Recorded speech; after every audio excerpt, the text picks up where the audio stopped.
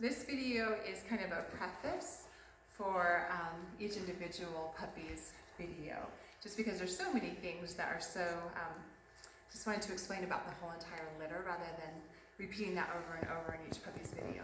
So the first thing is that this is our first litter of petite Bernedoodles.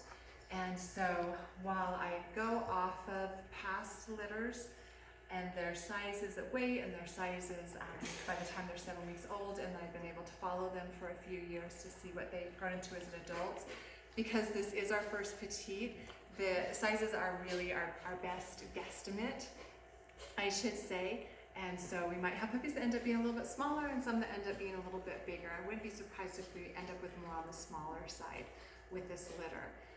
Something else that's been so fun is that we have the grandparents to these puppies, Huckleberry and Ellie Jean.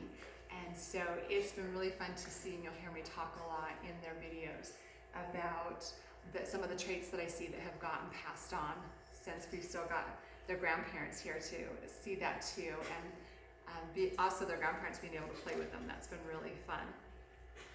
I was really worried that this litter would be yappy, just because, you know, we all know that smaller dogs can tend to be more yappy. And I've been absolutely shocked that this is the quietest litter we have ever had so far. And I think that that is because Theodore, he is just, sometimes I forget that he's even there because he's so quiet about everything that he does, even just the way he moves, and he does it. The first time I heard him bark, he was over a year old, and we was really surprised. I thought there was another dog in our yard because he had never done it before. So I'm glad that that has been passed on to them. Now, it doesn't mean that they don't speak up and say things, but it's not all the time. So for instance, when I'm starting to do clicker work with the puppies and they associate that sound of the clicker with a treat coming, once I've done that with the whole entire litter and they all know it, then I actually have to go behind a closed door to do individual work with a puppy so that they can concentrate on me, because all their litter mates can hear it and then they all start howling and whining and jumping because they get so excited and they want me to remember that it's going to be their turn to do it. And these guys, all I had to do, they would be out here playing and I would just go over here to their nursery and take one at a time with the gate open so they could look up and see what's going on, and I could work with them. And everybody was just patient. There might have been a little bit of whining here and there, but nobody was crying, much less screaming at me saying, hey, it's my turn. So that was very pleasantly surprising to see with them. They, all of them are very happy with new people. We've had lots of visitors, some family that has come, and everybody that's come, they're just completely happy to see them. We haven't had any fear with a new person, so they're all going to be really happy to be sociable in that way.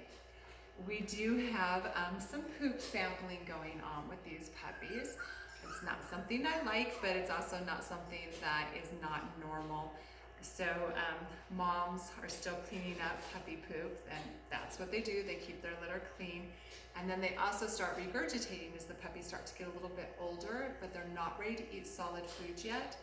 And so unfortunately, this gives the puppy a sense of that food and poop can sometimes be mixed together in the same smells. And so they will sometimes sample some poop. They usually always grow out of it. You can also work on the leave it cue with them. So if you practice that at home with toys, with just if they're chewing on a shoe or something that they shouldn't be chewing on, you can say leave it, give them another toy, give them a treat, so then they get it in their head that I get something even better when I let go of what I have a hold of and walk away from it. Okay, they're super excited because we've got a new toy up here that they haven't had before. I'm always getting sidetracked. Can we show them what you got?